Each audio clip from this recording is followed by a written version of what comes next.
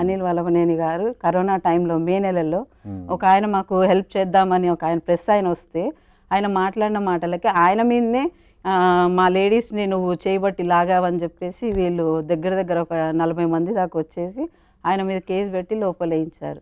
ఆయనకు సపోర్ట్ చేసిన వాళ్ళు నేను ఇంకా ఒక 3 జెంట్స్ ఉన్నారు. ఆ జెంట్స్ని కూడా లోపలేయించారు. నన్ను ఏం చేయలేక వాళ్ళని కూడా లోపలేయించి కొట్టించారు. 3rd డిగ్రీ యూజ్ చేశారు. అదే రోజు నేను కంట్రోల్ రూమ్కి కూడా ఫోన్ చేశాను, ఈ విధంగా కొడుతున్నారు, ఇది కరెక్టేనా అని చెప్పేసి. వీళ్ళు భయపడేసి లేదు ఏం కొట్టలే అన్నారు. ఇంకా నేనేం చేయలేను కదా. ఇప్పుడు బయటకు వచ్చిన తర్వాత మళ్ళీ వాళ్ళని వదిలిపెట్టారు కదా.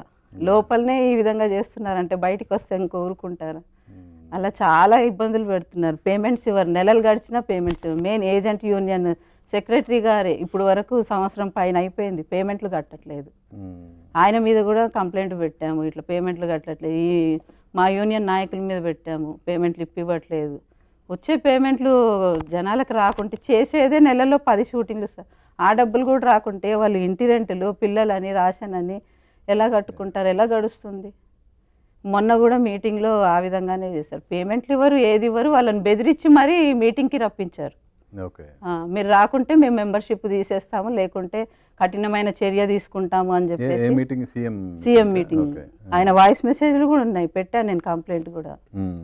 వాయిస్ మెసేజ్లు కూడా ఉన్నాయి, మీరు వస్తేనే బాగుంటుంది, రాకుంటే మాత్రం కఠినమైన చర్యలు తీసుకుంటాను అని చెప్పేసి సీఎం మీటింగ్ అయినప్పుడు వీళ్ళందరినీ ఇది చేశారు. అందరి పేర్లు రాయించుకొని ఆఫీస్లో కార్డ్ నెంబర్ రాయించుకొని మీటింగ్కి తీసుకొచ్చారు.